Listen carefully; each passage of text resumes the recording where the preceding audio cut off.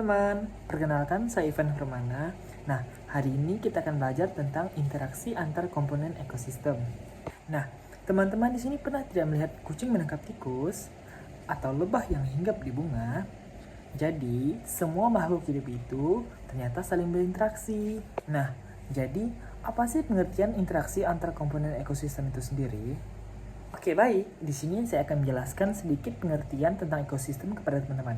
Check it out. Ekosistem adalah hubungan timbal balik antara biotik dan abiotik. Semua saling berinteraksi. Oke, yang pertama, ekosistem. Ekosistem adalah hubungan timbal balik antara makhluk hidup atau biotik dengan lingkungan fisiknya atau abiotik. Lalu, apa sih perbedaan antara abiotik dan abiotik? Komponen biotik meliputi produsen, konsumen, dan dekomposer, pengurai. Kata dari biotik itu sendiri yang merupakan artinya makhluk hidup. Nah, apa saja komponen dari biotik? Komponen biotik contohnya meliputi produsen atau tumbuhan, konsumen, hewan dan manusia, dan yang terakhir adalah dekomposer atau pengurai contohnya jamur dan bakteri. Sedangkan kata dari abiotik itu sendiri yang merupakan makhluk tak hidup. Komponen abiotik contohnya meliputi air, tanah, darah, cahaya matahari, suhu kelembapan, dan lain-lain. Komponen abiotik meliputi air, tanah, cahaya matahari, suhu kelembapan. Oke, baik. Selanjutnya saya akan membahas tentang apa-apa saja interaksi antara makhluk hidup yang ada di alam kita. Cekidot. Yang pertama, mutualisme. Nah, apa itu mutualisme? Mutualisme adalah hubungan antar sesama makhluk hidup yang saling menguntungkan. Contohnya pada lebah dan bunga yang dua organisme yang saling menguntungkan. Dan juga contohnya kerbau dan burung jalak yang saling menguntungkan.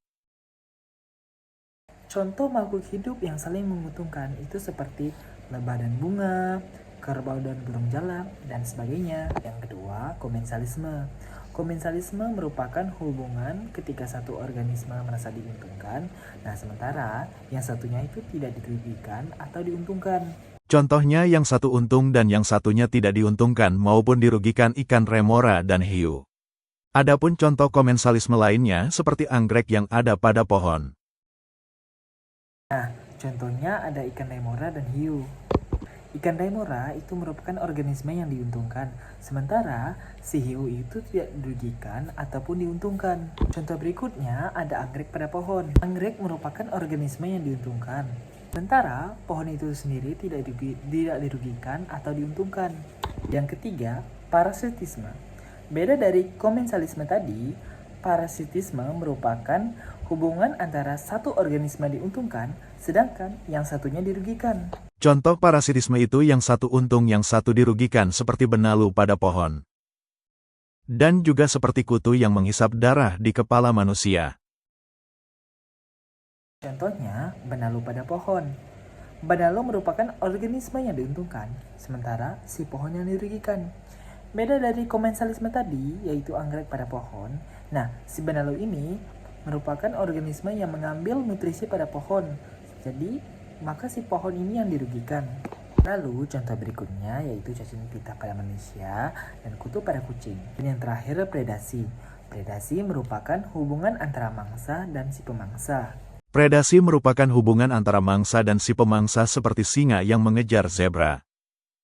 Dan sama halnya dengan elang di udara yang menangkap ular. Contohnya, singa memangsa zebra, elang memangsa ular, dan sebagainya. Oke, sebelum saya menarik kesimpulan, di sini saya akan memberikan sedikit kuis kepada teman-teman. Nanti yang bisa jawab tolong tulis di kolom komentar ya. Nanti hadiahnya akan surprise dari saya, oke? Oke, pertanyaannya, hubungan antara ikan remora dan hiu merupakan jenis interaksi titik. Nanti jawaban yang cepat dan benar akan saya sematkan di kolom komentar.